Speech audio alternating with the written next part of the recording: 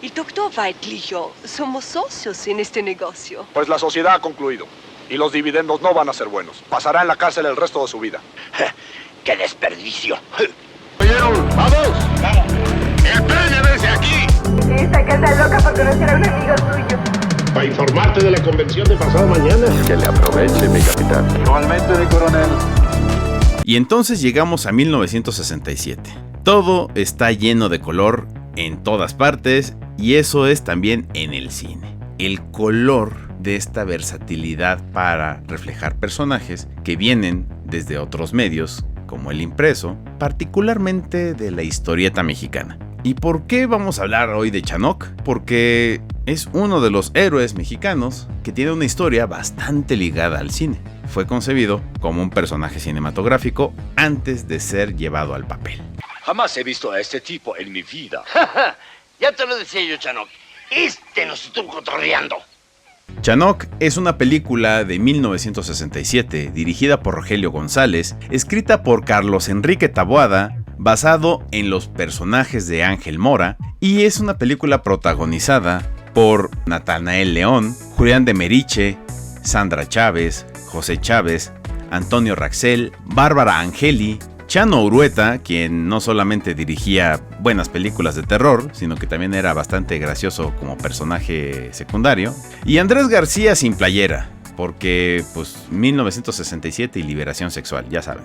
Chanoc es básicamente una de las primeras adaptaciones de la historieta mexicana llevada al cine, porque el cine mexicano necesitaba experimentar con nuevas formas de narrar películas, que fueran populares, sobre todo para el cine comercial que estaba buscando hacer cosas que no fueran influenciadas por las nuevas olas. Tenemos que buscarlo. Estás majareto. ¿Cómo vamos a encontrar a un tipo que se nos ha vuelto ojo de angula? Chanoc es una de esas primeras historietas que empezaron a tener popularidad por cuenta propia. Creación 100% mexicana, con ambiente mexicano, traído por la imaginación de una persona que quería contar historias sobre cómo es la vida en el sureste mexicano, ¿no? Estamos hablando del doctor Ángel Martín de Lucenay, quien fue el creador y quien conceptualizó al personaje de Chanoc. La imagen gráfica es cortesía del ilustrador Ángel Mora. En 1959 rompió con muchas ideas de cómo se estaba llevando la historieta mexicana hasta ese punto, y es un personaje muy importante que tenemos que reconocer. Originalmente estaba ideado para el cine, una película de aventuras que fuera reflejo de los tiempos en su momento de cómo se estaba llevando el cine mexicano cuando todavía había un poco de opulencia, ¿no? Y la verdad es que una vez que tiene éxito Chanoc como un personaje, como un héroe entre los niños, entre la gente que consumía historietas, se convierte en un personaje icónico y relevante dentro de la misma sociedad mexicana, así como lo fueron posteriormente personajes como Calimán, el Memín Pinguín y muchos otros que estaban proveyendo muchas historias muy interesantes. Inclusive hay, y esto sucedió en los años 90, algunos números de Chanoc prologados por Carlos Monsiváis y Paco Ignacio Taibo, cosa que habla de la relevancia popular y cultural de este personaje. ¿Qué haces aquí, Sobuca? Lo mismo que ustedes, esperar la muerte. La historieta o el cómic mexicano sí lograron capitularse gracias al éxito de Chanoc. Años después vendría la película de Calimán.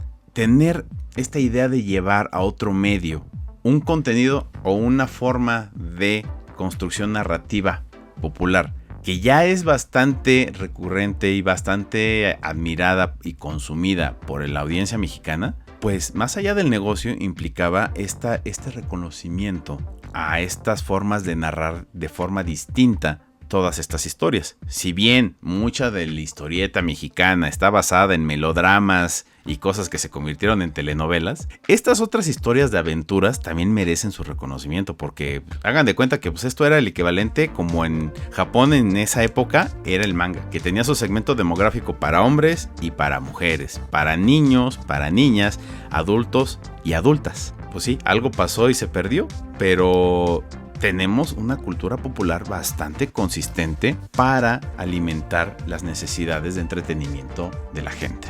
Y con idiosincrasia mexicana, que es lo más importante. Además, ya estamos cansados de esos millonarios barrigones que se creen hombres rana. Es otra clase de cliente. Mira, ahí está. Cómo la tecnología permite ya filmar debajo del agua. Pero sobre todo porque aquí se nota mucho la influencia de Ramón Bravo.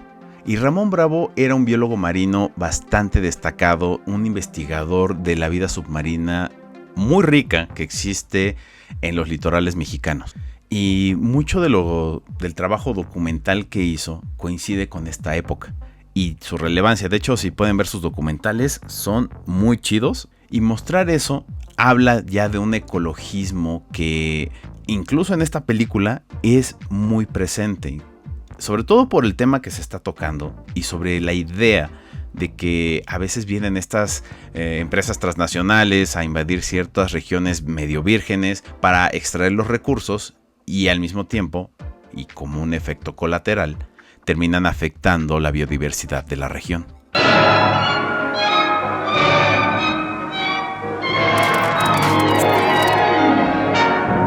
Si bien la película es muy sencilla, porque inclusive esta, pues a Chanoc le pones una máscara de luchador y pues tienes una película del santo. Hay una regla que es muy efectiva a la hora de construir una película de acción. Y es el hecho de que muchas veces necesitas en este universo, aunque sea un reflejo de la realidad, que las autoridades sean ineptas, que no sepan resolver las cosas y que entonces tengan que llamar a un agente externo para poder tener movimiento dentro de la trama. Existe un problema que no pueden resolver las autoridades que se supone que tienen que trabajar, en este caso la policía. Entonces se le llama a un agente externo, en este caso Chanoc, quien pues bueno, aquí está lancheando con su novia, y entonces es llamado a la aventura. Y este llamado a la aventura implica que su relevancia lo hace diferente a las autoridades para poder resolver las problemáticas de su comunidad o de su sociedad. Lo mismo aplica con cualquier superhéroe. Hay un problema que no se puede resolver. Luego entonces llamas a alguien que es extraordinario para resolver problemas. Y así es como tienes a un personaje que es necesario para que se mueva toda tu trama. Se le muere el muerto en su propia celda y todavía me está usted acusando. Todavía en 1966 había un cierto atisbo de pudor o de censura o de autocensura para tener que hablar de temas sexuales. Y lo que estamos viendo aquí, para algunos sería un descaro, pero para otros es un mero reflejo de la misma época. La liberación sexual ya está presente e implícita en los medios de comunicación, sobre todo en el cine. Y en el cine es muy importante tener contentas a las juventudes. Y las juventudes necesitan que sus medios sean congruentes con lo que ellos están creyendo y pensando. Por eso podemos entender que en el cine actual, en 2025, pues sí hay un cierto atisbo de mojigatería con conservadurismo y alta moral. Pero si nos traspolamos a 1967, estamos hablando de un momento clave de la historia de nuestra humanidad y del siglo XX, que es el hablar más abiertamente de la vida sexual. Y eso implica que las imágenes estén cargadas de un cierto erotismo, que para algunos está bien, para otros está mal, pero pues se vale tener las dos opiniones. Vete a tu casa. Uy, siempre lo mismo. Deberes esta noche. La aportación más importante de Chanoc no es tanto su historia, no es tanto la innovación, básicamente es una historia policíaca, punto. Un detective tiene que resolver un crimen, un misterio, tan tan. Y de hecho la película nos lo presenta así porque jamás vemos el origen de Chanoc. Eso es algo que los nerds de esta época exigen, pero nada más. Aquí ya tenemos bien plantado quién es Chanoc, qué es lo que hace, pero Chanoc es un ejemplo de que en el cine comercial se pueden hacer muchas cosas nuevas, contar otro tipo de historias, que es válido escribir cuestiones de fantasía. Bien llevadas, te llevan a tener un buen capítulo de entretenimiento que puedes disfrutar una y otra vez.